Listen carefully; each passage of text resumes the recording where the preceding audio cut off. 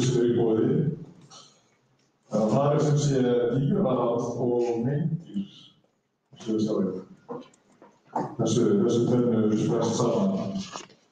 Og það sem segir þetta að eitt af hlutverkum umhverfis- og skipulagsins felst í eftirliti með dýrum, meindýravörnum, hundaeftirliti, kattahaldi og hænsnahaldi. Þannig að þessi nálgun kannski ekki sérstaklega þjónustumiðuð. Ég á alltaf erfitt einhvern veginn að fara frá í mínum huga frá eftirliti og meindýrum niður í hægum þjónustu. Þetta er svolítið miðað að eins og þetta sem fram að fyrir borginni sé dýrahald fyrst og fremst spurningum hluti sem þarf að eftirlit með eða hluti sem þarf að viðbræða. Og þetta dálítið leifar af kannski eldri þangagangi og eldri kerfislegum þáttum sem að miðar dálítið að því og sem þetta er svona sögulegur farangur kannski miðar dálítið að því að það sé fyrst og fremst litið á dýrahaldi í þéttbýli sem vandamál. Það frekar verið að horfa í vandamál sem eru svona samhliða og eftirliti sem fylgir þessu og vesen fyrir bæði fólk og kerfið. Svo ef við förum aðeins lengra þá sjáum við akkúrat að hér er sagt að hlutverk meindýravarna borgarinnar að halda myndir í lágmarki með eyðingu meindýra, upplýsingagjöf og framfylgdi starfsemi. Svo kemur meindýravarnir sjá jafnframt að framfylgja samþykktum kattahaldi í Reykjavík. Þetta er einhvern veginn örugglega samhengið fyrst svona frekar þagnarkað myndi ég segja. Það er einhvern veginn nú þekki ég ekki alveg söguna nákvæmlega en það getur ímyndað að segja að það sé einhvern veginn þannig að kattahaldi þurfa að vera einhvers staðar og þetta hefði svona verið skást í staðinn miðað við eins og kerfið var sett upp þegar þetta var ákveðið. Og svo förum við hér í hundahald og hundaeftirlit. Það er að vissu sitthvað jákvætt. Það er ekki bara verið að hugsa eftirlit, það er að tala um ábyrgt hundahald í Reykjavík og tala að bæta hundahald í borginni með aukinni fræðslu til hundaeigenda og borgarbúa. En fókusinn samt sem áður fyrst og fremst á eftirlit, en það kallast þetta hundaeftirlit.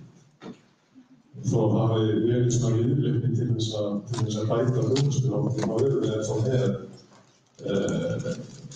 sögulegu þætti og þetta ramma. Skiptir máli hvernig hlutir eru rammaðir inn.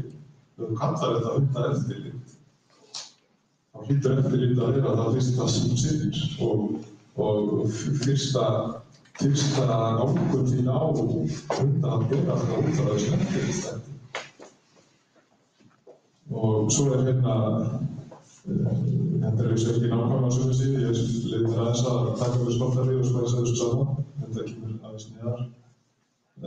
Þá sjáum við hér er hægt að sækja leyfi til hundahalds. En það er pétileg skjal sem þetta ólegt, sem það er nokkra ára ætti að vera úrelt fyrir allmörgum árum í verkefnum að mann sé ekki búið upp á neitt annað en að prenta út skjal til þess að senda inn. Og það kannski sýnir skortinn á þessum þjónustu fangagangi. Það sé verið að huga sennilega ekki nægilega vel að hugmóti til notandans sem það eru hundaeigendur.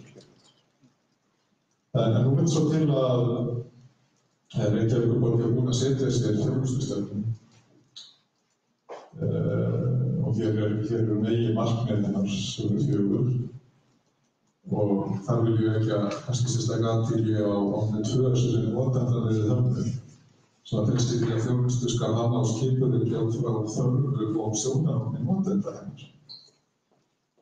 Og Það sem ég var einmitt að gera og að gera hér að skoða það og nota þau hér manneskja smá gælugir sem kannski að fara sem því tengdar. Ákveðin þörf fyrir þjónustu og ákveðnar kröfur sem að borgarkerfið gerir hvernig manneskju. Þá er gott að hugsa hvernig öðrubreyfið af kerfinu. Hvernig hægt að bæta hann og koma betur til móts við það sem að fólk fara raunverulega á halda.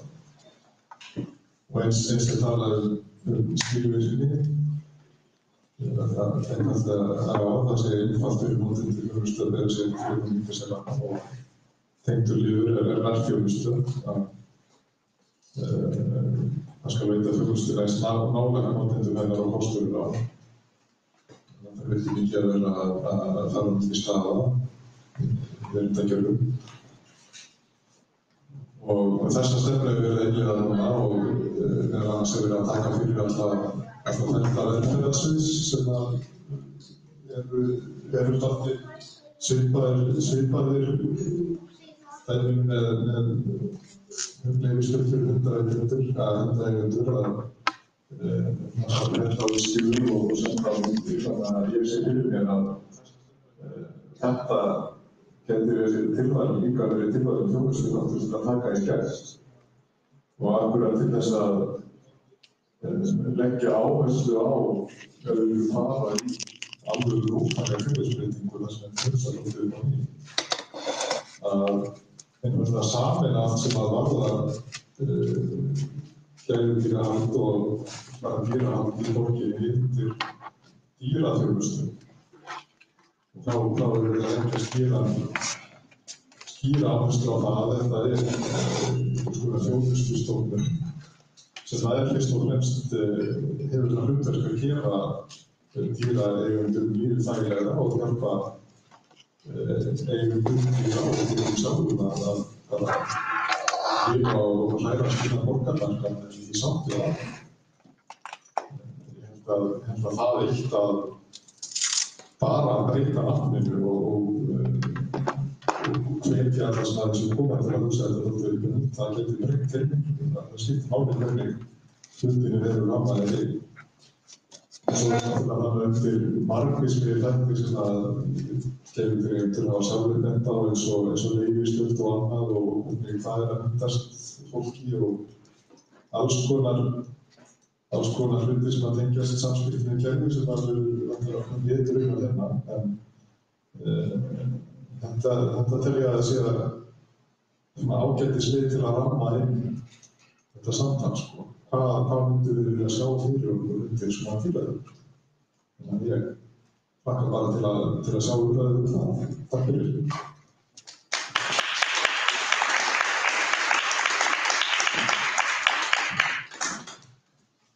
Takk fyrir þetta, Halldór. Þetta var mjög áhugavert og ég hugsaði kannski komum fáum góðar hugmyndir líka frá þeim sem eru í plattforminu, hvernig við getum lagað þetta og hvernig þjónusta getur verið bætt.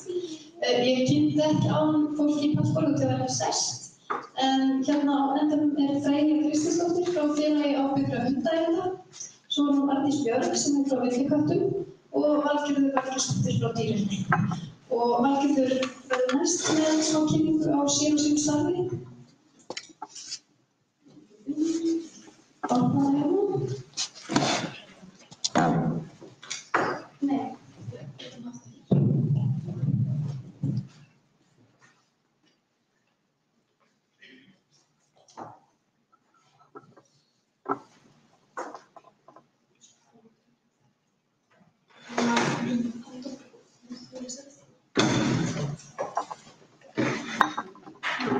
hér. Já, það kemur að Dýrahjálp,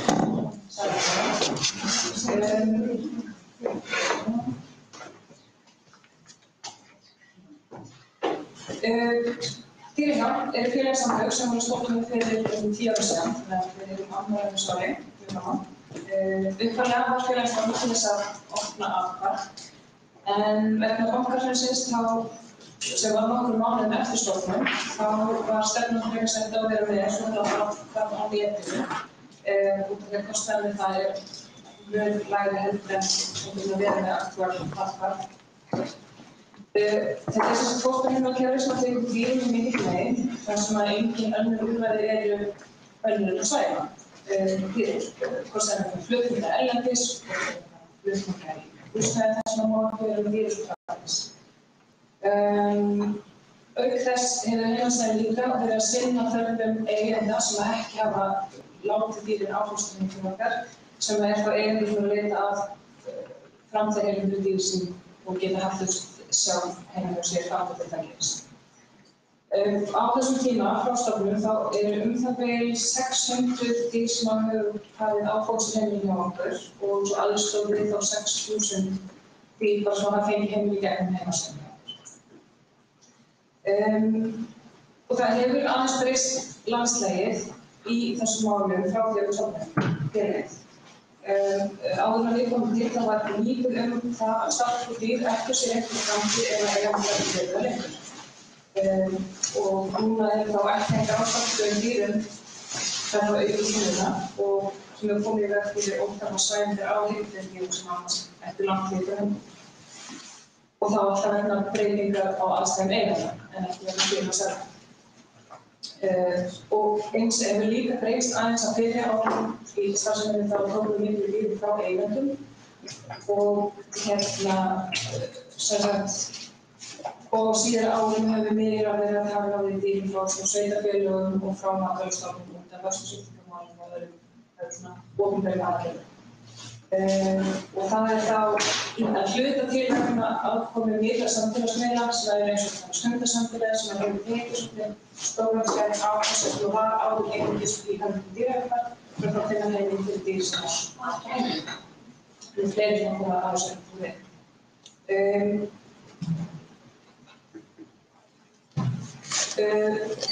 Fyrirsögnin á þessum alveg segir sko réttindi gegn eigenda í borginni. Fókusinn hjá mér og hjá okkur hjá dýrin fyrir eigenda.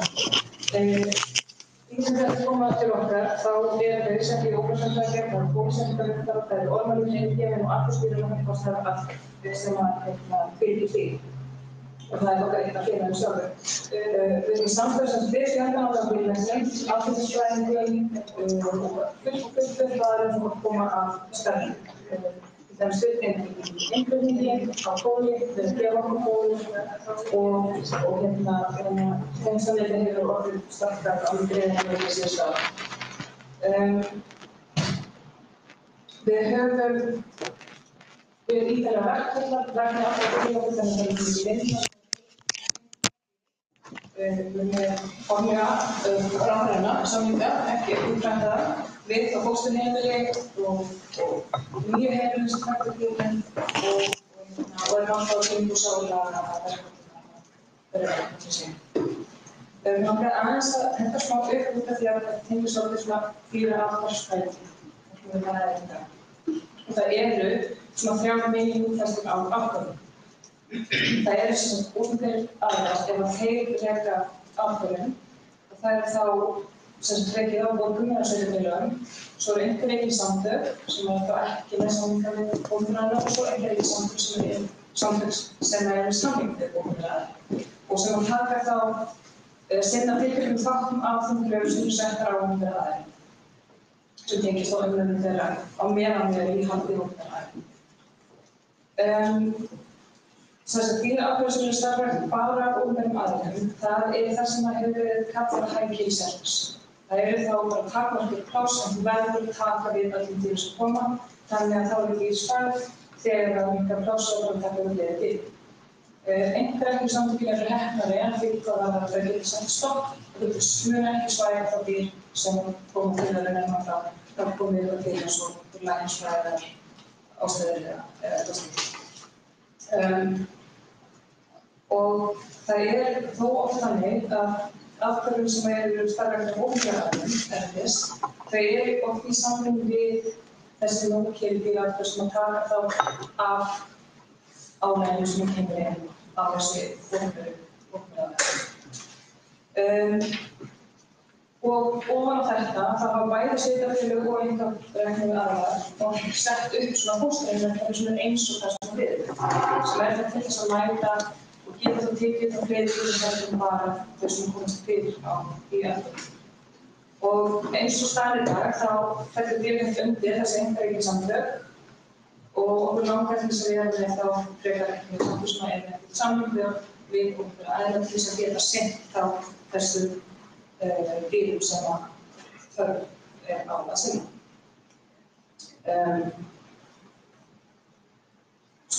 Staðan í dag þannig, allavega það sem við þekkjum til og reynslan okkar hér, að opinberir aðilar sem taka dýrin í sína vörslu þá þegar eftirlitssveitarfélag tekur dýr frá eigendum sem ekki með leyfi til dýrahalds, þannig að það farlega af heimilum.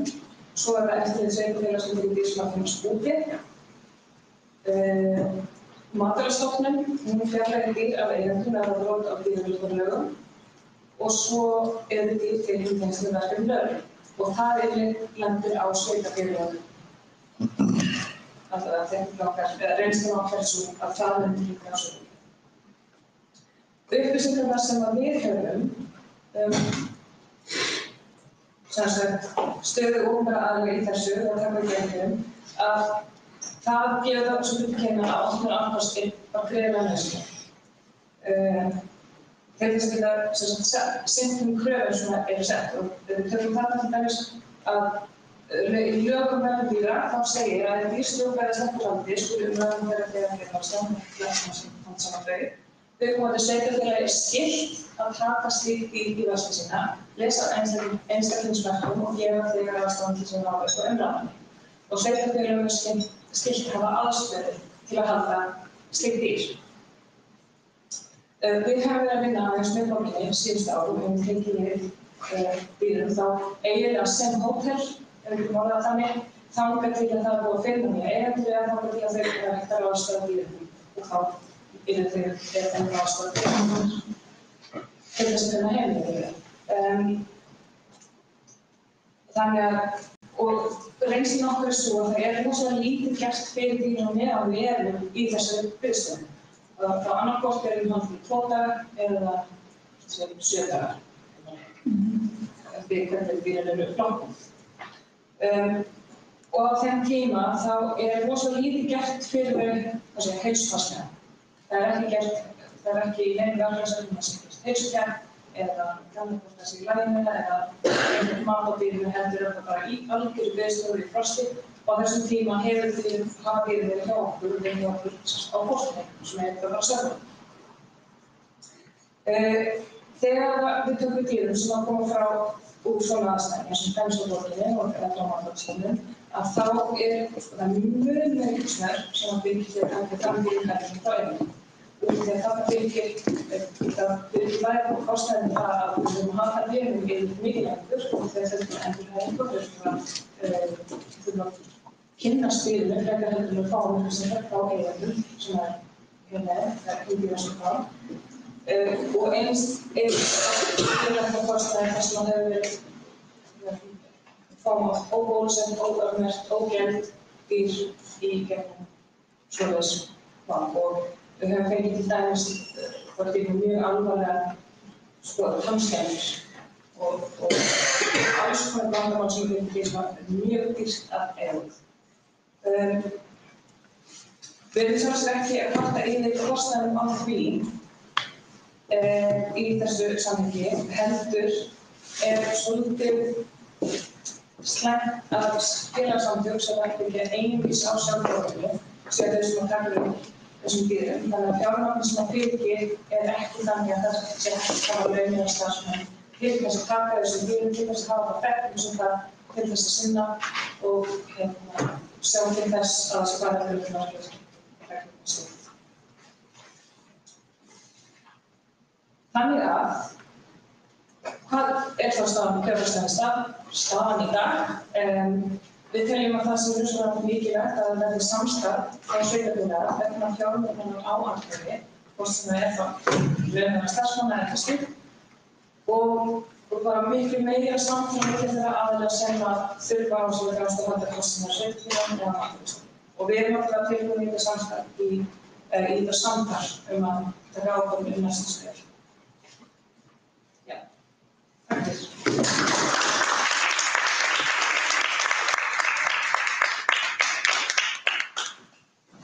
Takk hérlega fyrir þetta, Valgerður.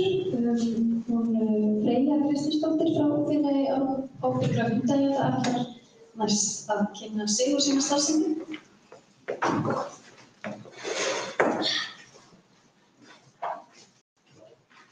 Tekum við augnablik af svetakynninguna inn í tölvuna.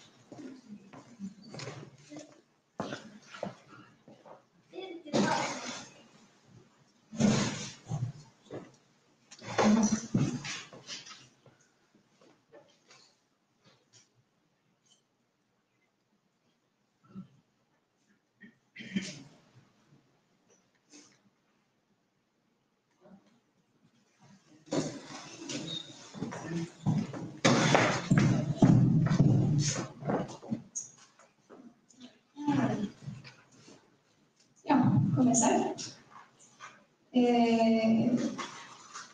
Freyja heiti ég. Ég dýralæknir og stjórnarmaður í félagi ábyrgra hundaeigenda og ég líka hundaeigandi. Ég á þessa típ sem heitir Dimmalinn. Ég á líka 2 keisur, Klökti og Tata. Já, í staðinn fyrir kannski að fjalla starfsemi félags ábyrgra hundaeigenda þá var ég ákveðið í dag að tala aðeins hundasamþykkt Reykjavíkurborgar. Það náttúrulega margt sem er orðið svona frekar úrelt í henni og við getum farið þá leið að reyna að breyta hundasamþykktinni. Það sem til dæmis úrelt skráðir undanrætishundar eða sem sagt í hundarækt. Þeir mega ekki fara út af heimili sínu sem náttúrulega bara brot á dýraverndalögum. Það skylt að orma eins og hundar árlega. Ef þú talar við dýralækna þá þykir það nú eiginlega bara frekar galið því það ýtir undir lyfjaónæmi. Það til dæmis bannað í Danmörku að ormahreinsa hunda nema sýna fram á að hundurinn sé actually með orma. Hafi hundur verið handsamaður óheimilt að afhenda hann fyrir að lokinni skráningu, greiðslu leigugjalds og áfallins Þetta svona, þegar mér lítur þetta út svona eins og hálfgerð gíslataka og svona innheimta svona tíðkast eiginlega bara ekkert á Íslandi. Nema kannski eina sem dettur í hug sambærilegt að þú leggur ólöglega á bílinn dreginn og færð hann ekki fyrir nokkrum borga. En þú veist, í þessu tilfelli þá bíllinn ekki lifandi, þannig að rauninni að taka lifandi veru og halda ekki gíslingu þangað til að þú borgar. Svona innheimtuaðgerðir tíðkast ekki á innheimtufyrirtækjum eins og Bótus eða slíkt. Og svo má kannski nefna það að þú getur lent 4 ára í fangelsi fyrir að brjóta hundasamþykktina. Það er svona fyrst mjög dálítið magnað. En sko, við getum farið út í það að breyta þessari hundasamþykkt sem orðin úrræði. En ég vil ganga lengra og ég vil bara afnema þessari hundasamþykkt. Sko, hundasamþykktin á rót sína í því að hundar voru bannaðir í Reykjavík í 20 ára. Lögreglan skaut hunda á götum borgarinnar óhikað til ársins 1983 eða 4. Síðan myndir frá 1983 sem lögreglan heldur hundi og hann skotið bara á götunni, fram í Tvei. Svo 1984 þá var loksins hægt að sækja undanþágu frá banninu með ströngum skilyrðum sem voru í þessari hundasamþykkt. Þannig að þannig komst þessi hundasamþykkt á. Og svo kallaður hundaskattur. Það var kallaður skattur í upphafi, sem kallaður hundaleigugjöld í dag. Við megum ekki gleyma því að nágrannalöndin eru ekki með svona viðlíka hundasamþykkt. Eru ekki með hundaeftirlit og fæst þeirra með hundaleigugjöld og ef það eru hundaleigugjöld þá eru miklu mun lægri en hjá okkur og farið það að byggja upp hundasvæði eins og til dæmis í Þýskalandi. Það sem tíðkast hundaleigugjöld. En flest þessi lönd í kringum okkur eru ekki með slík gjöld. En það eru þessi nágrannalönd okkar ekki með sögu hundabann og hundahysteríu og hundaútrýmingarherferð. Því já, það var hundaútrýmingarherferð 1971 til dæmis. Það sem bara var ákveðið í borgarráði að það ætti að finna alla hunda óskráða. Þessi hundasamþykkingar leiðar af þessu gömlu fótumum gagnvart hundahaldi. Við verðum að losa okkur úr þessu og losa okkur við hundasamþykkina. Núna á Íslandi erum við komið með örmerkja gagnagrunn, dýraauðkenni og eins og þið sjáum það settir líka dansk hundaregister. Danmörku, það svipað dæmi og Petlog í Bretlandi og þetta í öllum nágrannalöndum svona örmerkja gagnagrunnur. Og við fengum okkar gagnagrunn fyrir nokkrum árum síðan og með tilkomu þessa gagnagrunns núna skylda að skrá í hann og skylda örmerkja þá erum við komið með tvískráningu. Sem sagt, það skylda að skrá þarna dýraauðkenni og það skylda að skrá hjá sveitarfélagi. Dýraauðkenni tekur 1000 króna eingreiðslu fyrir skráninguna. Reykjavíkurborg fær 20.000 krónur árlega fyrir hundaleyfi á hvernig einstæðum.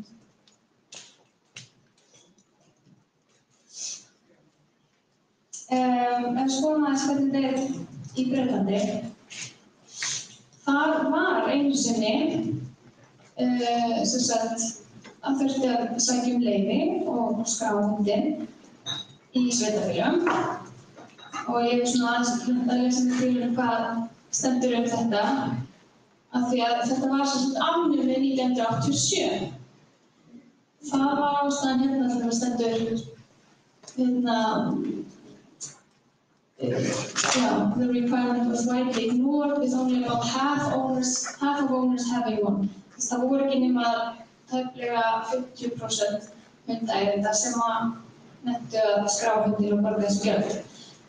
Þetta svolítið sem að heyra frá Reykjavíkurborg, nákvæmlega þetta að hundaeigendur eru ekki að skrá hundinn sinn og eru ekki að borga þessu gjöld. Ég held að það sé ennþá minna en 50% hjá okkur. Það sé kannski ekki nema 30%.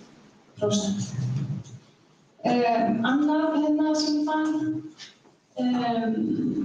it simply became a tax on dog ownership with little enforcement and take-up.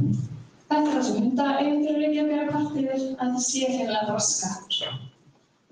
Og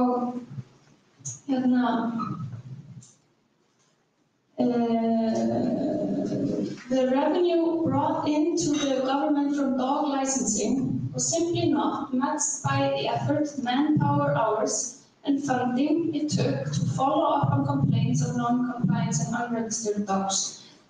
Sem sagt, þetta líka einmitt það sem að Reykjavíkurborg kvartar yfir að jafnvel með öllum þeim milljónum sem þau fá inn þá sé svo dýrt að elta upp í þá sem að borga ekki, þá sem að skrá ekki hundana sína og til hvers erum við þá að safna þessum peningum til þess að reyna að fá fleiri til þess að skrá og greiða. Þetta meikar engan sens.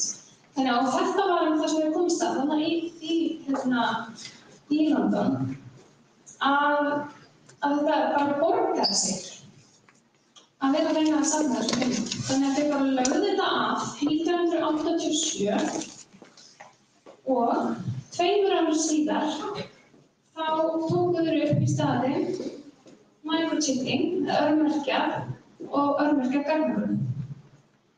Þannig að þau voru sniðug, þau hættu skráningunum og svo byrjuðu þau með örmerkja gagnagrunnin.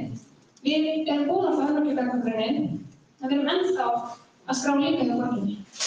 Til hvers að vera með tvískráningu? Það meikar ekki sens. Í Danmörku, þar engin hundasamþykkt, það engin samþykkt hundahald í sveitarfélögum, í Kaupmannahöfn. Það eru svona landslög eða reglugerð, Lov om hunde, og þau eru bara svona mega sens hundur á að vera merktur og skráður í örmerkjagagnagrunn sem ekki tengdur sveitarfélagi. Það var ábyrgðartrygging og eigandi sér bara það að velja sér tryggingafélag og velja sér tryggingu. Bara til dæmis ef það er eitthvað ónæði af hundum þá kvartarðu til lögreglu.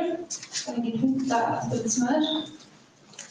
Þannig að þetta er allt svona bara mjög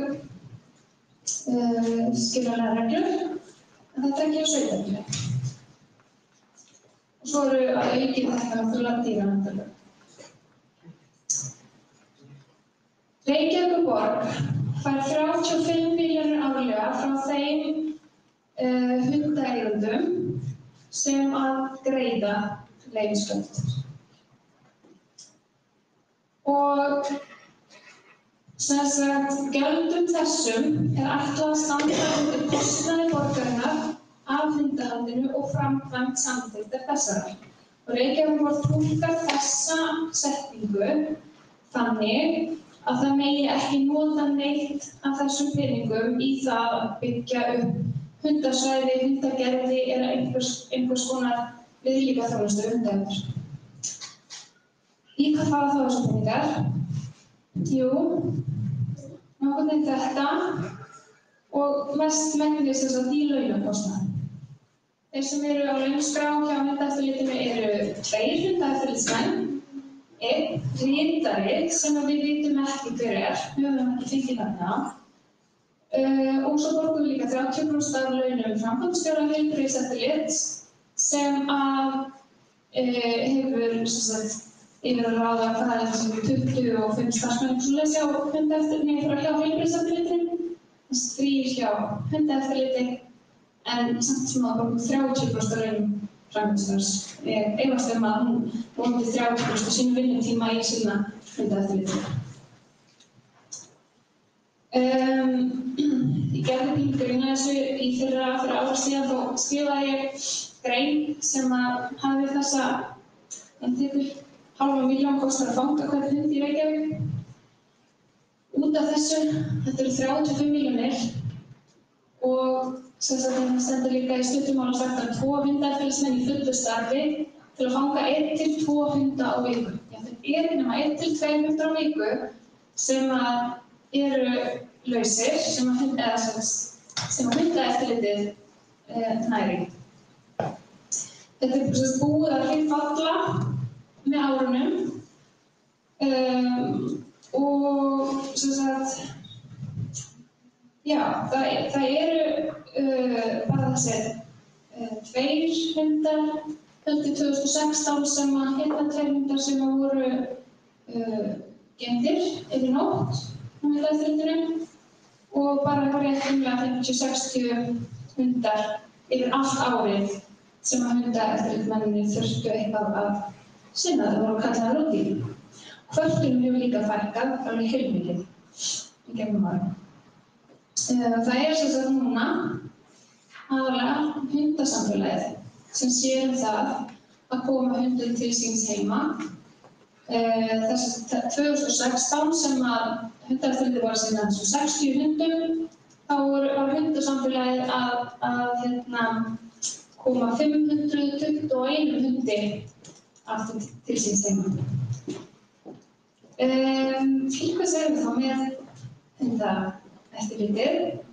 Hunda, þrátt fyrir að þessum lausum hundum og kvörtunum hefur fækkað sem þeir sinna, þá eru hundaeftirlitsmennir ennþá 2, þeim hefur aldrei fækkað. Maður spyr sig hvað eru þeir að gera. Og svo þar ekki náttúrulega dýrahjálp líka að koma til sögunar. Dýrahjálp að sinna mikið til því að taka við hundum sem var ekki áður. En samt sem að vera kostnaður við það kostnaður hundaeftirlits lækkar aldrei, hann hækkar bara mjög vel. Þetta ekki, það eitthvað gruggugt, verð ég til að segja, í þessu bókhaldi. Þarf að skoða þetta. Og með þessum orðum vil ég bara þakka fyrir mig og bara ítreka það. Já, hundasamþykkt og hundaeftirlit má alveg skoða afleiðingarnar. Takk.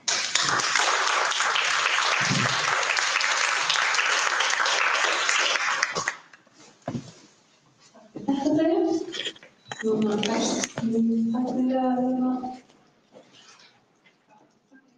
laust við að koma inn annarri mynd áður en Arndís Björg kannski að tala.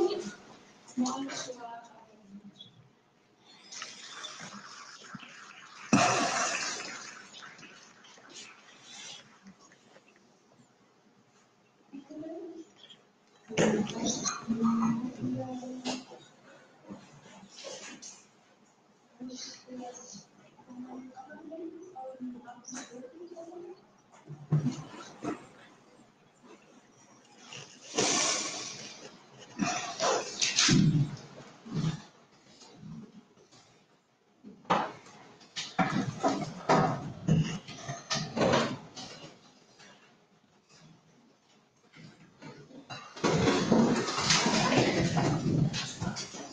Ég held að það var tíma núna áður í kaffibókin. Ég held að það sé líka smá kaka á það.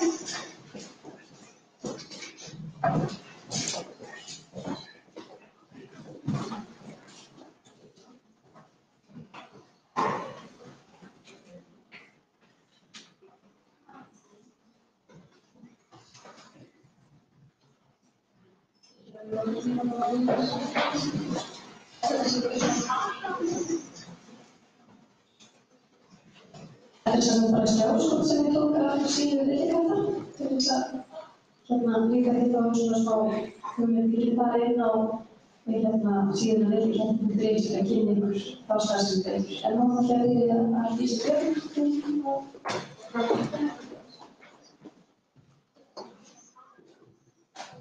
Sæl. Ég er Arndís Björg og er Víkingur. Ég er formaður Villikata og stofnandi. Fyrir 4 árum síðan stofnuðum við Villiketudýrameðferðarfélagið og með það að leiðarljósi að hjálpa villikettum og vergangsketum á mannúðlegan hátt. Okkar vandamál eru alls ekki frábrugðin þeim sem að hér stóð áður því að við erum að berjast fyrir því í raun og veru að villikettir sín stofnum bæði enn þann daginn í dag þó að sé bannað fyrir lögum. Í þessum töluðu orðum þá erum við með flokk manns á Norðurlandi og sveitabæ þar sem verið er að bjarga við göngum, koma í geldingu, svo fara þær heim aftur og fá þá mat og skjól. Þar sem að lenska í þessari sveit hefur verið að dýralæknir mætir á svæðið og aflífa nokkur dýr svona til að halda þeim í skefjum og kunningi hennar fer líka sem veiðimaður og skýtur dýrin. Veit ekki hvort það er hálft gamalt, en þetta er okkar vandamál. Þannig við erum að berjast fyrir lífi villikattarina. Við vinnum alltaf með umhverfið, við mætum á staðinn, við fáum hringingar, við mætum á staðinn, við könnum umhverfið, við ræðum við fólk og svo fyrir við vinnuna. Þannig að allir séu sammála því sem við erum að gera. Við vinnum samkvæmt aðferð sem er alþjóðleg, sem heitir TNR og það er sem sagt við göngum kettina, við förum með okkur dýralæknis þar sem þeir eru gettir ormareinsaðir og læknisskoðaðir og svo skilum við þeim aftur. Og alls staðar sem við vinnum, þá setjum við skjól fyrir kettina og matargjafir. Við teljum hátt í 200 sjálfboðaliða á öllu landinu og við vinnum mest á kvöldin og helgar og við förum út úr húsi. Við þurfum að vera á staðnum. Þetta allt sjálfboðaliða. Við höfum enga styrki, enga ríkisstyrki, nema við höfum gott fólk í kringum okkur sem borgar sín árlegu gjöld sem 2.800 krónur á ári og við erum með 850 meðlimi. Við höfum náð að gelda hátt í 2000 ketti, við höfum komið hátt í 2000 köttum á heimili líka því að einhvern veginn hefur verið að þróast af því að fólk sem við kallum hordara, kattahordara, við safna köttum og við erum búin að lenda í nokkrum 100 katta heimum. Þess að við förum inn, það er skelfilegt ástand, alveg skelfilegt. Við tökum dýrin, komum þeim til læknis og þau sem hægt að koma í heimili, þá setjum við í fóstur og finnum svo heimili. Við geldum öll dýr, við ormarvinsum öll dýr. Það er okkar mottó að allir kettir séu geldir. Leið og við erum búin að gelda alla ketti, villiketta á Íslandi, þá er félagið dautt. Það verður aldrei, því miður. Þessi barátta okkar, við hugsaðum okkur að dýralækni finnist það í lagi að banna með lögum að skjóta dýr. En dýralækni finnst það í lagi að það færi veiðimaður og skjóti dýrin. Ég veit ekki hvort við lásum greinu það fyrir nokkrum árum að ónefnt samfélag að það var mjálmað ámátlega fyrir fram að dyrnar og þar stóð köttur sem var villiköttur með hálft andlit og var að biðja um aðstoð. Það sem við gerum sem sagt, þegar við förum á staðinn, við förum kannski í 50 katta samfélag og við þurfum að gelda kettina og skila þeim aftur heim. Þeir halda til á fisksæknum stöðum þegar þeir eru að borða það því að þeir halda rottum frá með pissinu sínum eftir slagsmálum. Rottur forðast land katta þannig að þetta eru nytjaverur. Og við sem sagt, þegar þeir eru hjá dýralækni þá klippum við, látum dýralækni klippa 5 mm á ofan eyránum til þess að þekkja dýrið, annars væri þetta óvinnandi í 50 katta samfélagið 100 þar sem við sleppum þeim aftur, við myndum aldrei vita hvort við værum byrjað á starfinu eða hvort við værum endað. Þannig að við þurfum líka að fylgjast með þegar nýr köttur kemur inn. Það er rétt, dýrafangari í dag, eða meindreiðir, þeir taka villiköttum og þeir deyma með 2 daga og svo farga þeir honum sjálfur, sem líka bannað. Að banna með lögum, það er bara dýralæknir sem á veiða dýr. Okkar barátta hefur líka staðið við MAST, út af því að MAST vill meina við séum að aflima kettin með að taka 5 mm ofan af. Þannig að við stöndum í baráttunni þar. Við stöndum líka í baráttunni með MAST, því að MAST vill að þeir vilja flokka kettir undir villikettir. Villikettir eru ekki villikettir. Við erum ekki að díla við eigendur. Það er enginn eigandi af villiköttum. Það sem við erum að díla við að samfélagið tekki þátt í þessu, að samfélagið samþykki það að þessi unnið svona. Við erum að reyna að vinna með bæjarfélögum, borginni, fáum ekki góðan hljómgrunn hér, en við erum búin að gera samning við Hafnarfjarðarbæ. Þess eðlis að villikötturinn er hreinlega friðaður í Hafnarfirði. Og það hefur ekki verið kallað myndiræðir í Hafnarfirði í 4 ár eftir að við hófum störf. Við erum með kontról á villiköttunum í Hafnarfirði. Þeir telja sennilega, svona 1500 í Hafnarfirði, en þeir bara fækkar núna mannúðlega hátt, þeir sem fækkar með eðlilegum dauðdaga. Við tökum inn alla kettinga sem við náum í að koma þeim á heimili, þannig að við erum í mikilli vinnu og við þurfum mikla aðstoð frá samfélaginu, annars getum við ekki. Það sem MAST gera þeir vilja flokka þessar villikettir undir heimiliskettir og þá á örmerkja sem algjörlega gagnlaus villikettinum. Til hvers? Þeir vilja að við setjum hálsón á villikettina sem þeim lífshættulegt. Þeir eiga strax að ná henni af sér, fara undir með hægri aðra löppina og fá sýkingar og deyja. Eyrnatattó finnst þér líka að við höfum setja eyru villikattar. Ég veit ekki, ég þori næstu að fullyrða það að ekkert ykkar hefur séð villikött. Ég þori næstu að fullyrða það, sagði ég. Ok, er það verkefnsköttur eða villiköttur? Það villi læðast nú bjó í undirgangina sem ég vann í eitt ár og ég fór bara fyrir degi og daginn svo var kettlingur og svo hélt ég bara áfram að það vilja þeirra þekkja sem breytaði niður okkur á. Við elskum fólk eins og þig. Þú byrjingur sem sagt, þú bara nafnbóðin eitthvað.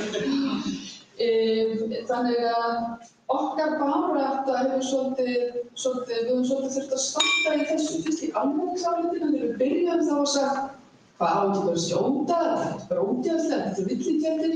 En við þurftum að vinna almenning til okkar og í dag erum við 1000 villikettir. Þetta er hápólitískt mál. Þetta þýðir það að fá 1000 fylgjendur inn í þann flokk hlutirteikunda.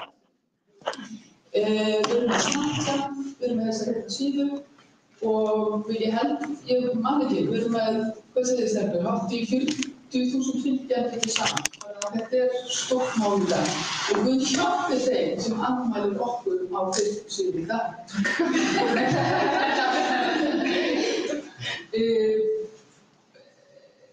Það sem er svolítið skrítið í lögum og það er það að það er leyfilegt að grata, klippa og gera allt við eyrunum á lömbum. Bóndi má gera það. Það má hver sem er gera það. Það stendur lögum á hver sem er gera það. Það verður að setja út á okkur að taka 5 millimetra af eyranu þess að dekka það aftur. Þetta er líka gert fyrir almenning svo hann viti að hann gera það að borða þessu og drilla í villikettur. En það má hver sem er gera þetta við lömbin. Okkar dýr eru svæfð. Þau eru sérstaklega staðþeydd í eyra og þau eru með heyrnardeyfingu líka. Og við sleppum þeim ekki út þegar við sjáum að þau eru búin að pissa og gera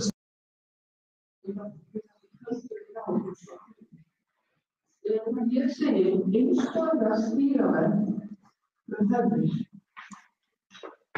Það er hefð fyrir þessu segir MAST, ekki hefð fyrir þessu vitna. En við erum á 4 ára gömul, það er komið hefðan.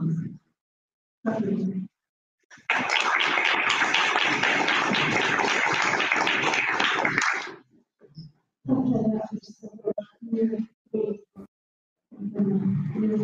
Takk fyrir öllu fyrir víst að það er að gera með frábært starf og ég er svo ánægð að sjá fólk eins og ykkur sem eru að gera jafn mikið í dýrum.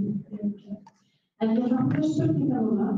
Við sem hafa aðra nýlega okkur ljósið seinast að það hefur lítið tíma. Þannig að ég ætla bara að biðja að kynna ykkur og koma strax til spurningu og hver á að svara spurningunni líka. Það er hverjum þeirra einu spurninguna.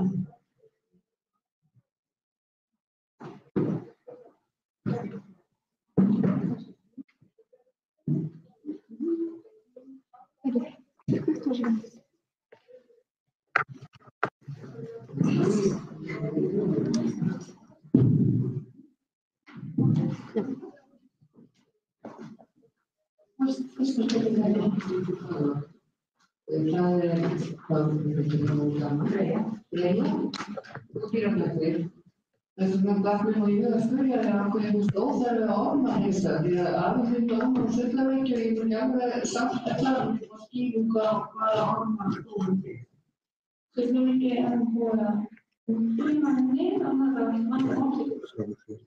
í dag. Já, sem sagt í Danmörku það er að líka grunur á að dýr sé með orma, þá fara til dýralæknis og það er tekin pröfa eða fara með svörsýni til dýralæknis og tjekka á því hvort það séu ormar og þar með eða staðfest þá ekki ormaheilsa. Þannig það lögunum þar að ná ekki ormaheilsa nema. Þetta svipað eins og með sýklalyfin. Ofnotkun sýklalyfja valda því að bakteríurnar verða ónæmar fyrir sýklalyfjum. Ofnotkun ormalyfja getur líka valdið ónæmi og það væri náttúrulega mjög slæmt ef sú staða kemur upp að dýr séu með orma og ormalyfin virkar ekki. Það ástæðan. Já, en einhvern veginn hefur við okkur þá fullorðið verið útrýmt. Þetta einhverju aðrir ormar sem verður þá minna skaðlegir? Já, það miklu minni, miklu hættulausari ormar. Nýr, kannski. Ég vil líka fyrir það annaðlega sem að gera svona. Við getum þess bara að nota einn mikrofón í einu, þannig að færast með þennan, við getum bara, við getum að leika næstu, það spyrja. Svo byrjum ég í Jónsjöfnum og ég þakka tilvítum fyrir borgaraframlag og öllum sem hafa talað hér. Ég hef með tvær spurningar fyrir Halldór Viðar Svansson. Eina spurningu fyrir Freyju og ég verður sem að segja það bara alltaf núna og allir bara að við erum enginn að blaða. Svo er það eitthvað sem það.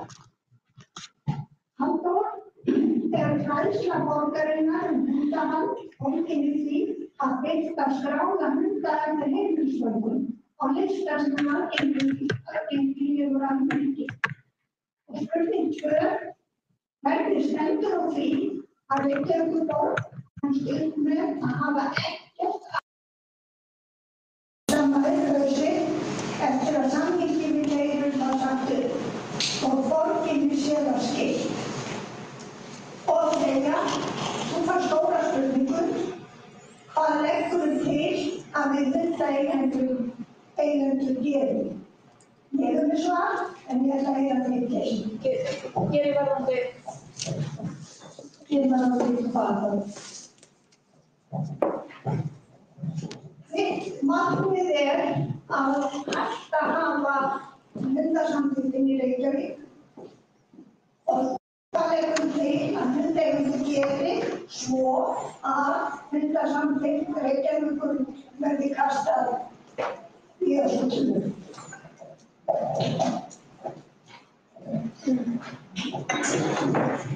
Takk fyrir, ég get svarað því bara strax.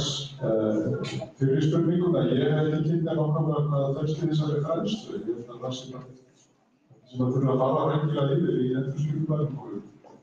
Þess að það hefur haldið fram að það fari fram fræðsla og það hlýtur að vera tilbúin til þess að velta því upp. Og varðandi hina spurninguna þá getið tekið undir það ekki gott að það hefur dregið svo lengi að koma slíku aðferðum. Það held ég að til dæmis samtalið dýragarð væri mjög æskilegur kostur og til þess að það hefur verið rætt og verið áfram og fólki skoðaði en við stundum áhrif þá hefur þetta gengið alltaf hægt og það bara náttúrulega að leysa. Aðeins að nefna líka með fræðsluna, af því að þetta er frekar skemmtilegt að skrifa. Við höfum tekið í þetta, það standi á heimasíðu Reykjavíkurborgar að hundaeftirlitið sinni að það sé markmið, hundaeftirlit að sinna fræðslu. Sú fræðsla er ekki til og við höfum bæði spurt hana og ýtt eftir að verði einhver fræðsla og við meira segja boðið fram aðstoð okkar við að útbúa fræðsluefni. Og Reykjavíkurborg hefur ekki tekið undir það. Þannig að sú fræðsla er bara ekki til. En varðandi hvað hundaeigendur eiga að gera, það er svolítið spurt. Við erum náttúrulega bara búin að vera að berjast fyrir þessu og við reyna að vekja athygli við félaginu og ég held að það sé kannski það sem við þurfum að halda áfram að gera og reyna eins og núna er hún athygli allavega eins stjórnmálaflokks. Þannig að það er vonandi byrjun að einhverjum meira. Ég reyndi það nú fyrir að ég flutti, ég var með hundum í skráðan og ég get líka bara sagt að í upphafi þegar ég skráði hundum minn að borga gjöldin og þá var ég ekkert á móti því fyrir en ég fór að skoða bókina og fór að komast að því að þessi peningar er ekki notaðir í þá hundaeigenda. Þá var ég svolítið fóitt, þá stofnaði við líka þetta félag en svo flutti ég til Danmerkur og kom aftur heim 2016 og ákvað þá bara að skrá ekki hundinum og fyrir að fara með svolítið borgaralega óhlýðni og gerði það bara opinberlega og skrifaði greinarina og þá náttúrulega var ég strax tekin á teppi og fékk bara hótanir frá hundaeftirlitinu tekin á björgæðisskjöf. Þannig að ég endanum nætti ekki að standa í því og fór að greiða. Ég grunar Jón að þú viljið stinga frá því að hundaeftirlit bara taka sig saman og sleppa því að greiða gjöldin eða það sem þú vilt hugsa? Já, ég hugsa það. Heldur að heyrði áður að segja það, þannig. Já, ég sammála, og ég skil vel þá afstöðu og þetta er líka eitthvað sem við höfum alveg hugsað, en það er ekki, það er okkar reynsla, það er ekki voðalega auðvelt að fá hundaeftirlit til að standa saman eða mæta málþing eða þannig að ég sé það ekki alveg gerast en vonandi hægt og rólega ná við að vekja athygli. Takk fyrir þetta. Við erum fleiri spurningar sal. Þórunn heiti ég. Ég ætla fyrst bara aðeins að skýra hvaðan ég er að koma þegar ég segi það. Ég er eins og þú Það er svona 14 ár síðan ég gerðist hundaeigandi. Ég var meðvituð það sem þú komst að eftir á. Ég vissi það frá byrjun. Ég fór áður en að ég var hundaeigandi, þá var ég meðvituð að þessi gjöld, þessi skráningagjöld, fælauðurinn, fyrir 14 árum síðan og bara geislega. Það var ekki einasta hundagerðing í öllu sveitarfélagi, ekkert. Og þá var ekki gjaldið að slæga. Svo er geislega gjaldið einhverju og það er sett gerðing. Ég fer ennþá ekki í skráin. Hundarnir mínir, örmerktir, ormarhexaðir, bólusettir, alltaf hugsaðir, allt, námskeið, allur pakki. Nei, ég ætla ekki að borga fyrir ekki neitt. Aukaskattur. Fyrir 10 árum síðan þá eignaðist ég minn hvolpa. 8 hvolpar. Helmingurinn af þeim var skráður einhvers staðar. Hinn helmingurinn ekki. 2 af þeim í minni eigum. Ég fór aftur að skoða það á þeim tíma. Það var búið að setja 1 hundagerði til viðbótar, einhvers staðar undir Öskjuhlíð, einhver girðing, verangur, drullur svarheimani, engin bót og betrun. Og alltaf var við hverjar kosningar, jú, við viljum að gera það betra. Ég fór að tekka þetta.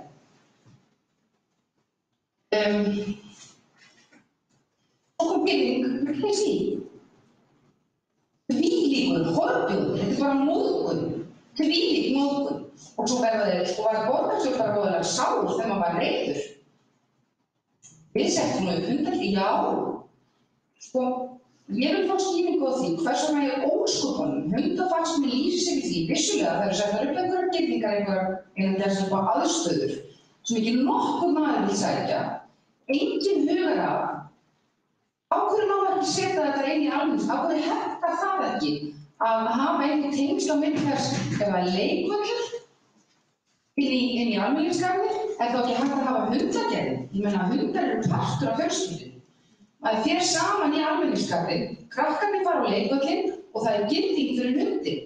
Nei, út í þessum hundin voru almenningsgarðina að sé í bandi og helst svo stuttum að hann komist ekki tæri við nokkurn mann. Ég vil fá skýringu á þessu, af hverju þetta er svona og af hverju þetta eru svörin sem að Reykjavíkurborg gefur þegar ég segja að þetta sé ekki hægt. Og þú beinir þessa spurningu til Halldórs. Ég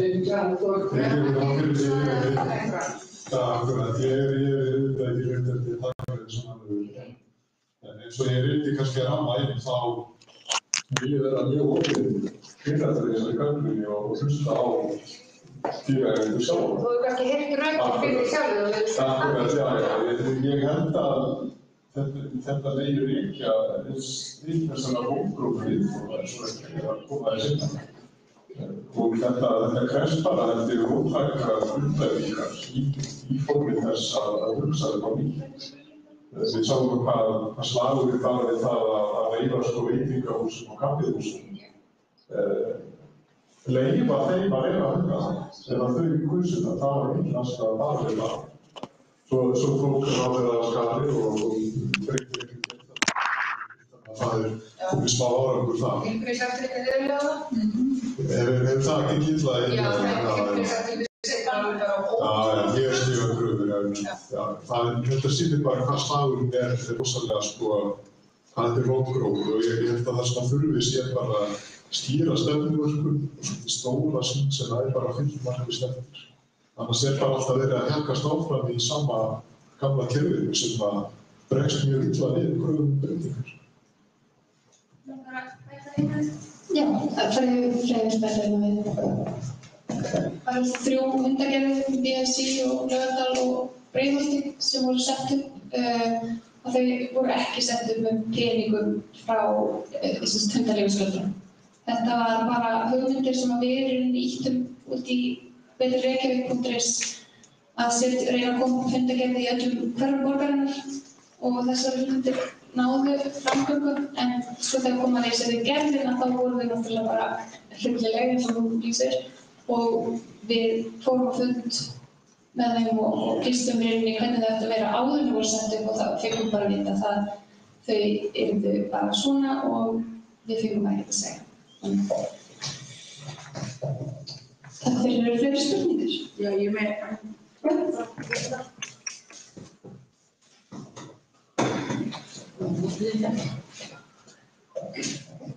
Ég ætla að spyrja varðandi ketti. Nú er og heilbrigðiseftirlitið af því hún minntist á það, varðandi hunda á kaffihúsum. Nú eru lítil kaffihúsir í hverfum víða sem hafa bara hleypt hundum inn. Ég sá svona fyndna senu á einu kaffihúsum daginn að það voru 2 sem komu inn með hundinn sinn, reyndar dóttir mín. Og það var alveg fyrir inni með hundinn og hann þoldi það ekki, Það voru bara svona 2 dýr sem þoldi ekki hvort annað. Þannig að þá myndaðist einhver svona þögul siðaregla eða svona eins og gerist manna á milli ef allir eru heilir að sá sem var með óþekka hundinn eða óstýriláta hundinn bara fór. Hugsanlega myndast einhver þögult samkomulag á milli manna með dýrin sín inn á svona stöðum. Ég er að velta fyrir mig hvað gerði heilbrigðiseftirlitið til að stoppa þessa, bara númer 1 til að stoppa þessa sjálfsákvörðun staðeiganda sem sagt til að reka sinn stað með sínum hætti. Varðandi kisurnar, nú er að opna svona kisukaffihús á horni Bærstaðastrætis og Hallveigarstígs sem allir rosa spenntir. Þetta verður örugglega mjög næs fyrir það sem elskar kisur. Hvaða slaka gefur heilbrigðiseftirlitið þar? Er heilbrigðiseftirlitið einhvers staðar með hendurnar í því eða er þetta bara gert vegna einhverja nýrra reglugerða í borginni? Bara forvitinn, Þetta er þá til landvistar. Kisurnar, já, en var þetta heilbrigðiseftirlitið til hennar þá? Því ég veit ekki hvort ykkur þarna á bannum veikja. Ég á veitingabílinn. Já, ok. Ég er með kaffihús í bænum sem ég kalla Iðu Simpson fyrir gróf og ég segi þetta ekki opinberlega bara innan þessara 4 veggja en hundar hafa fengið að koma inn og við erum svona lengst frá kaffihúsina til bókakaffi. Heilbrigðiseftirlitið hringdi í mig daginn eftir nýju reglugerðina og það sem það er svo dýrt, þeir settu svo mikið höft það má ekki smyrja brauð í opnu rými og hjá okkur þá höfuðbeiti endur fyrir það að glerja það hvað sem er. Ég stakk upp á við að ef ég sett glervegg að hluta til á kaffihúsi þannig að fólk getur farið inn. Nei, þeir fundu því allt í foráttu og þegar ég taldi þetta saman voru komnar 100 milljónir að geta leitt einu fundi að koma inn. Við erum svo betur þegar með gott útisvæði, við erum alltaf yfirleitt með vatnsskáltar og annað en auðvitað við hundleðir út í veðri. Þannig að það eru alls konar, ég man ekki öll álögin, þú kannski manst en það var heilmikið sem ég þurfti að gera til þess að hundaeigendur ekki að koma inn með hundur sín. Heilmikið. Varðandi þetta kattakaffihús, sem alveg yndislegt, þá það allt gert í samráði við heilbrigðiseftirlitið. Og þessar konur sem ætla að opna þetta, þær eru að eyða fullt af peningum einmitt í alls konar rými og fleira. Það má ekki vera með köku náttúrulega, eiginlega á engum kaffihúsum á þess að vera með skílanir fyrir einhverju, sem náttúrulega bara eðlilegt mál, en þetta gengur miklu lengra og það að gera það. Ástæðan fyrir því að ég held að það var að opna fyrir jól og bara koma endalausa kröfur. Við trúum með þeirri heilbrigðiseftirlitið byrjar, þessi elsku, það stendur ekki á blaði en þeir finna alltaf eitthvað nýtt sem það er að laga. Þannig að höftin eru mikil og þau eiga að vera, þau eiga að vera erfiðir, þau ekki að vera heftandi, þau eiga að vera svona eitthvað sem hægt að vinna með. Við höfum alltaf ekki lagt í, ég held ég að við talið eftir á 4,1 milljónir sem ég þurfti að fara út í ef ég ætti að taka við dýri og við höfum ekki lagt í það. Ég var ekki svarað ykkur. Já, takk. Sorry, ég tala aðeins svo mikið en ég skoða mér á öllum, til dæmis með kaffihúsum. Við reykja þetta, það er alveg svakalega kröfur sem að Sneypusjóðsdeildin er að setja og bara sem dýralæknir þá fannst mér þetta bara svo áhugavert af því að heilbrigðiseftirlitið er til staðar til að reyna að passa upp á heilbrigði fólks, heilsu og þannig að þá ég segja hver eru rökin fyrir öllum þessum kröfum sem eru setja. Hvaða smitsjúkdóma þeir reyna að koma í veg fyrir? Það eru einfaldlega ekki neinir sjúkdómar sem ég veit sem smitast milli hunda, dýra og manna loftborið. Allavega ekki sem eru til á Íslandi.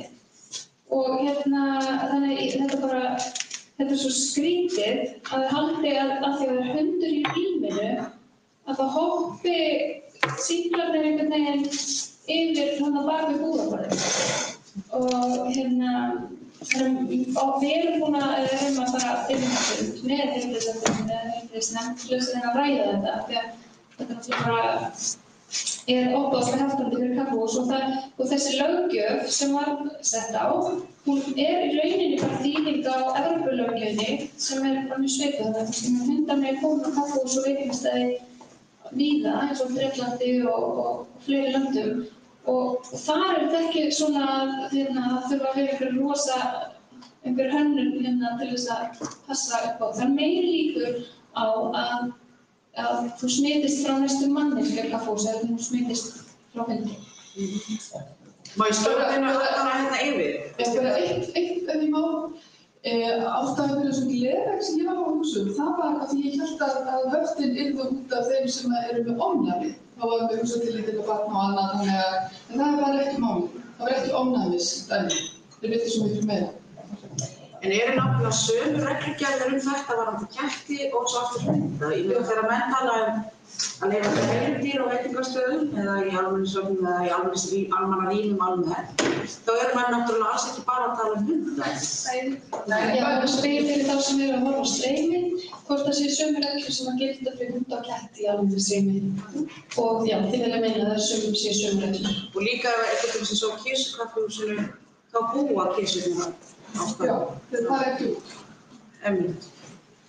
Eru fleiri spurningar? Já.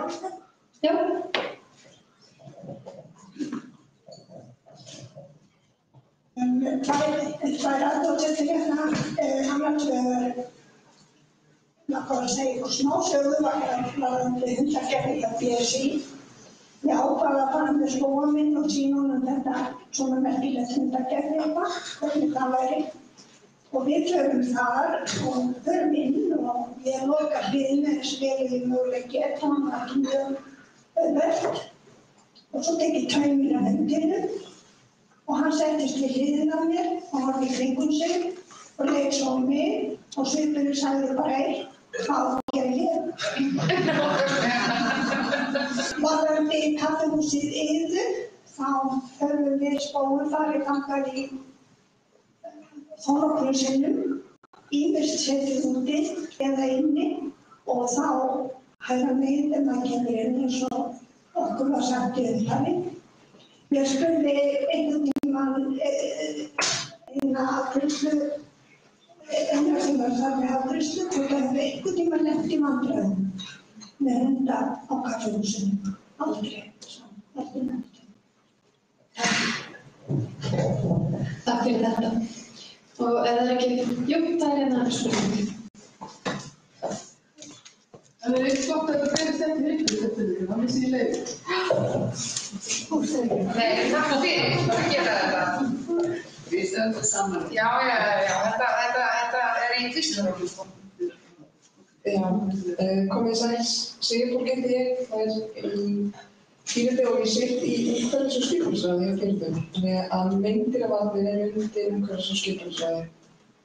Og mér langar bara að vekja athygli á því að við fáum árlega ársskýrslur Meindýravatna til umfjöllunar hjá okkur.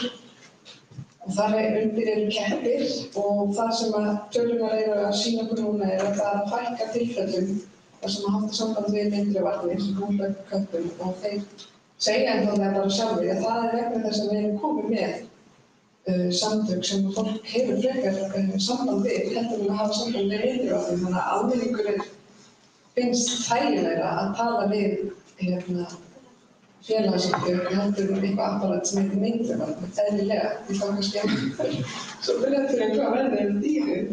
En það sem ég hef hins vegar séð síðustu ár er að Meindýravatnið gera meiri það og við erum bara vekja athygli á því að 2013 þá fengst undanþáguheimild til þess að veiða kanínur og þær eru veiddar árlega.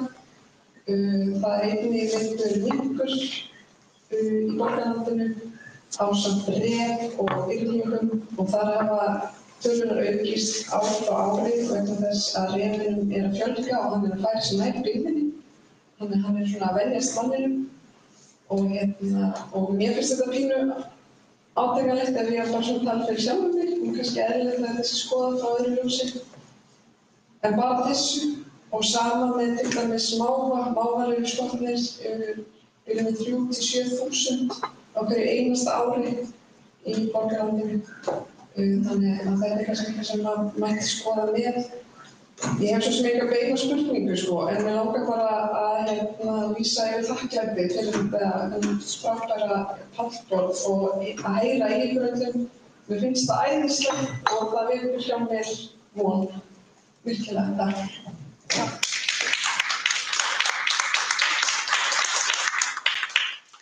Já, takk kærlega fyrir þetta. Já, það fá að spyrja að hann var eitt af spurningar. Já, býta þessu. Það myndir allt í eins. Það að ég hef áhyggjur af tjörninni. Hver sér tjörnina? Og einhver sem sér hún reglubundið og hefur sem sagt keypt þess eitthvað umboð? Já, ég þekki ekki smáatriðin en ég veit ekki betur en að það sé starfsfólk á vegum borgarinnar sem vaktar til dæmis lífríkið þar og sér að hreinsa. En hverjar eru áhyggjurnar? Það er líka í fjölskyldunni, þetta var undir ákveðna veiði. Og við minna að sá það að bara með nefndu sína og sjá lífríkið þarna, bæði ofanjarðar og neðan. Og það var yfirleik og við hungraði fuglar og lítum í vatninu og ég svona bara allt í myndi. Já, þetta er ákveðið punktur sko. Ég er ekki alveg á kannski að eins og sé ekki sem þægilega með. En þú ætlaði að setja mun. Þú ætlaði að setja mun, það hlýtur að vera vísbending. Þú var það að setja upp, það Ég búið með veit að þið hafa gert þau ástæðan fyrir fáum árum síðan með hídrýrinn í fjörðinum, reynslu á vatninu og það var mikil aukning á milli ára í fyrra á góðri í vatninu, þannig að þeir eru að gera. En kannski líka ný dýraþjónusta sem til aldursgæti tekið að líka sem tjörnina og lífríki tjarnarinnar, en það ætti dýraþjónusta þá að fara yfir öll dýr í borginni. En ég ætla að nota tækifærin sem ég er fundarstjóri og fá að spyrja líka spurningar sem kom upp þegar þið voru að tala í vatninu. Ég ætla að beina til aðgerðar sem er með dýrahjálp. Hvort þetta sé það sem ég sá þegar þú varst að tala fyrir mitt leyti, að mér þætti klárlega að ríki og borg þyrfti að koma að þínu svæði og að það vantar auðvitað dýraathvarf í borgina og hvort að það væri ykkar áhugi kannski að vinna það með borginni í því að koma upp dýraathvarfi og sjá það og það væri þá fjármögnun af borginni. Ekki spurning. Við höfum verið aðeins að hitta Sabín sem hefur verið heilbrigðisstofnuninni. Hún hefur fórstað þetta hjá okkur, þannig að við þekkjum það alveg. Samtali hefur gengið svolítið hægt af því að hún fer með samtali frá okkur og fer inn í borgarstjórnum það verður og umræður og svolítið mikið gefið í öðru og spannir svo framvegis. Og eins náttúrulega hjá okkur, við erum með hóp sem er að vinna í því að setja sem risikoáætlun, vinnuslöðum ýmis mál sem tengjast þessu, tengjast samskiptum okkar við MAST, tengjast samskiptum okkar við borgina og þannig að við erum að vinna svona í þessu málum, en á sama tíma þá allir þetta ekki saman þá fer mesta orkan alltaf í það þegar kallið kemur, það er eitthvað dýr þarna, það er eitthvað þúsund við að fara með fóður þangað þess að þá erum við hlaupandi alltaf á eftir í þessu hamstarhjóli, þannig að minni tími gefst í einmitt þessi skipulagsmál og undirbúa klára vísindahjálpina og allt þetta, þannig að við erum að hlaupa samfélagshjólinu, en það bara gefst og það bara takmarkaða fjöldi í klukkutíma í sólarhjólinu. Já, takk fyrir það. Svo var ég með... Já, ok, það er kannski einn spurning út í búsa. Ég ætla að koma með mikrofónum til því. Já, hún er þetta rosalega stuð. Viltu að ég segja það bara? Já, ég bara get ekki verið fyrsta hlutverk dýraþjónustunnar að hafa eitthvað svona nefnd allra fulltrúa á þessum samtökum sem við erum að ræða hérna. Og sérstaklega þegar almenningur er farin að treysta til þessu litlikostum betur opinbera aðilar sem viðræðir. Já, það var sem sagt tillaga á sal að ný dýraþjónusta myndi hafa allt þessa aðilar sem hér setja í pallborði og eru að vinna mjög gott starf með og fyrir dýr í nefnd sem að á vegum dýraþjónustar og Halldór kannski svara því. Já, þetta er góð spurning, mjög góða því að ég hafði akkurat séð þetta svona fyrir mér að það er bara byrjað að setja stundir og konsulta stundir og fá fram sjónarmiðin og hvar er þetta laga hlutina. Já, mjög góða punktur. Það fyrir fyrst að vinna þetta að koma á saman. Já, Rúnar, þú byrðir það þeim? Já. Já, ég skal koma með mikrofón til þið.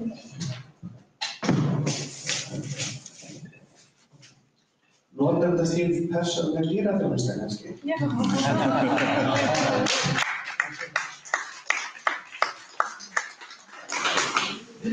Svo var ég líka með aðra spurningu til Valdísar Björgar í Villiköttum. Það sem að Sigurborg kom inn á áðan að það er ekki mikið verið að hafa samband við myndir vegna katta. En hefur það einhvern tímann verið öfugt að Reykjavíkurborg eða heilbrigðiseftirlit hefur samband við villiketti vegna kattavandamáls? Nei. Það undarlegasta af þessu öllu er að einhver skuli líta á ketti sem myndir. Það finnst mér stórkostlega skrýtið og það er meðal annars þessi vinna sem við erum í er að snúa þessu almenningsáliti sem ég held að við séum búin að ná til okkar og núna þurfum við að vinna með ríki og bæ. En við erum við höfum sama tjöfu draga. Við erum öll í 100% vinnu, sum með stórt heimili, aðrir kannski minna, og við erum að vinna þetta á kvöldi og helgar. Þannig að öll okkar vinna, allir okkar fundir, ná í ketti, gera þetta, skulda til dýralæknis, við erum alltaf að reyna að koma þessu heim og saman. Þannig að við náum aldrei í skottið á okkur. Auðvitað þyrftum við að vera búin að ræða við öll sveitarfélög landsins, en við höfum bara ekki haft tíma í það. En við erum mjög þakklát fyrir það að fólk er farið að hafa samband við okkur, bæði út af villiköttum og eins vergangsköttum. Það eru kettir sem eru týndir eða eru kastað út einhvern tímann. Þannig að við erum líka að standa í þessu afhverfsmálum. Við ætlum að setja upp hús fyrir ketti. Þannig að, nei, borgin hefur ekki haft samband við okkur, en Hafnarfjarðarbær að þau viljum samband. Það er gott að heyra og það er vonandi eitthvað sem að Reykjavíkurborg getur tekið sér til fyrirmyndir. Það er samstarfsfólk með þetta. En ég vil þá þannig bara ljúka þessu pallskói og þakka ykkur kærlega. Má ég segja þér? Já, ein síðasta spurningu sagt. Kannski ekki beint spurning. Eða til það, já. Nei, af því að hún var ekki. Þú, já, af því þú varst að tala refin og minkin og málin. Ég hef ákveðnar efasemdir hvað refin beint venjist manninu, en ég held að gera það ekki að þetta er listrænt atriði sem er mjög mikilvægt að sé líka til umræðu. Þessi dýr leita til borgarinnar vegna fæðisflótans. Þeim vantar mat og þess vegna koma þau nær manninu og leita sér til að leita sér að æti. Ykkar starf er allt saman sjálfboðastarf, það er skilning. Ég er ekki búin. Já, þetta var sem sagt bara athugasemd refi í borgarlandinu, hvort að það væri réttlætanlegt að þá eyða eða skjóta refi, en þess að þeir væru í rauninni ekki borgardýr. Það var ekki spurning beint, en mig langar að segja eitt það vegna þess að ég búi bæði í London og í Danmörku vísað í borgum þar og þar hafa refi verið innan borgarmarka og þó að sé ekki kannski þeirra náttúrulega umhverfa við borg, þá auðvitað færist það inn í borg vegna þess að þeir eru sorgir og vantar mat. Og það hefur ekki verið neitt stórtækt vandamál þar sem ég hef búið í London og í nokkrum bæjum í Danmörku, þá hefur það ekki verið vandamál að refi fór innan borgarmarka. Ég sé að það er ein spurning viðbót sem ég skal leyfa aðra hættu. Ragnhildur, ég er formaður fyrir að sáttfélaginu þetta. Ég er svo svaklega forvitin, maður ekki spyrja þig, Arndís, að nú er félagið ykkar búið að vera í 4 ár. Hvað eru það til dæmis mörg tilfelli af svona kattarsöfnunum sem þið hafið komið að?